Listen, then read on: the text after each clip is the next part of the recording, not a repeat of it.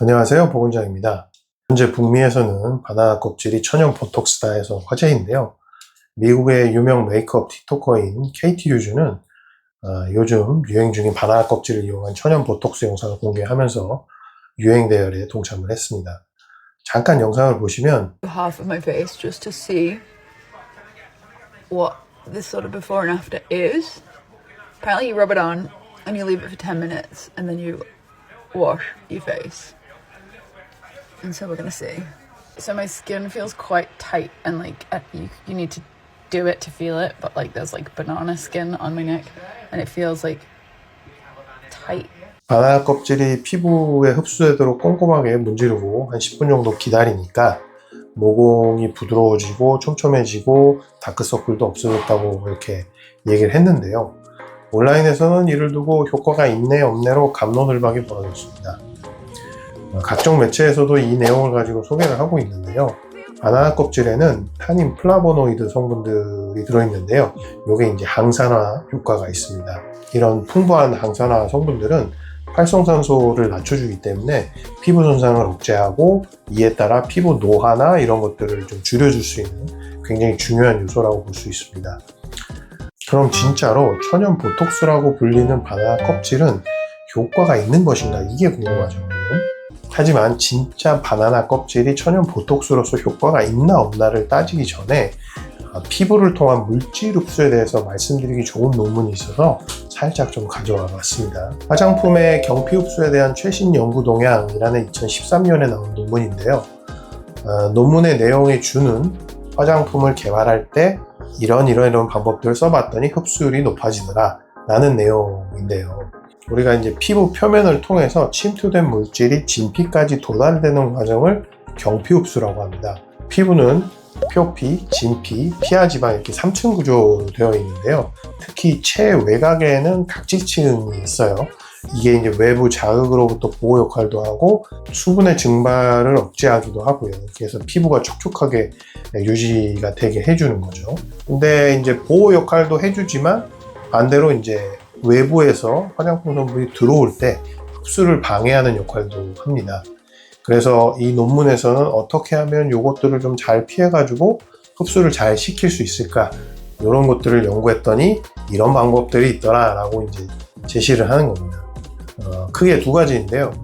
첫 번째는 이제 분자의 구조, 즉 크기나 제형을 통해서 흡수율을 높이는 방법들을 소개합니다. 논문에서는 분자량이 500달톤 이하이고 oil in water라는 구조를 만들면 흡수가 잘 된다고 합니다. 이 뭔 개소리야! 방금 이게 무슨 소리야? 이렇게 생각하셨죠? 1달톤은 수소 원자 질량 1개 크기인데요. 물 분자가 대략 한 18달톤, 아미노산이 대략 한 200달톤 정도가 됩니다. 아미노산이 2개 이상 결합된 소형 펩타이드 정도의 크기가 한 500달톤 크기 정도 됩니다. 생각보다 작아야 되죠. 오일 인 워터는 주로 로션이나 크림의 화장품 형태를 우리가 이제 흔히 보죠. 이런 형태를 말하는데요. 오일이 물속에 미세한 입자로 존재하는 일종의 에멀전의 형태를 의미를 합니다. 이제 이런 방법이 있고요. 그 다음에 이제 두 번째로는 피부에 전기를 흘러보낼 때 화장품 성분을 밀어넣거나 혹은 미세바늘 같은 걸로 피부에 이제 구멍을 뚫어서 이렇게 성분을 집어넣어주는 이런 물리적인 방법들이 있습니다. 대표적인 게 이제 이온도포레시스 혹은 이제 MTS 같은 것들이 이제 대표적인 것들이 되죠.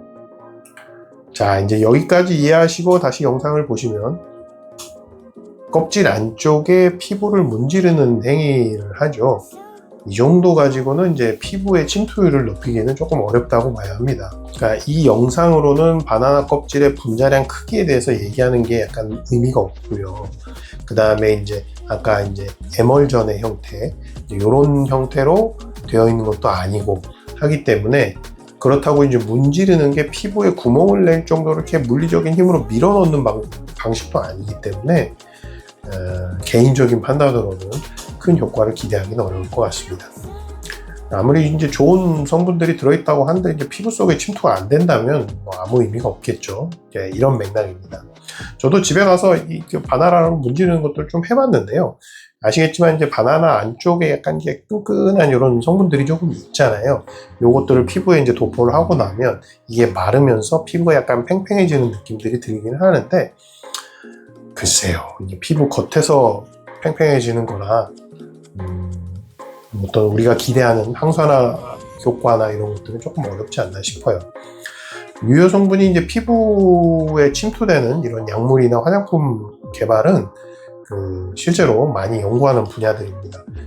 그렇기 때문에 이제 화장품 회사나 바이오 회사들이 조금이라도 더 흡수율을 높이기 위해서 많은 돈을 투자해서 좋은 제품을 만들기 위해서 기술 개발 연구에 돈을 많이 쓰는 이유겠죠. 제 개인적인 의견으로 피부 상태를 좋게 하기 위해서는 선크림을 적재적소에 잘 쓰시고, 고른 식단 하시고, 술과 밀가루 좀 멀리 하시고, 그 다음에 이제 잘 자는 이런 것들이 굉장히 중요하다고 봅니다. 너무 뻔한 얘기가 재미없죠. 오늘은 바나나 껍질을 이용한 천연 보톡스 논란에 대해서 개인적인 의견을 짧게 영상으로 찍어봤는데요. 다음 영상에서는 올해 5월부터 시범 시행 중인 첩약 건강보험 혜택 적용에 대해서 자세하게 알아보겠습니다. 구독, 좋아요 부탁드리고요. 감사합니다. 보건장이었습니다.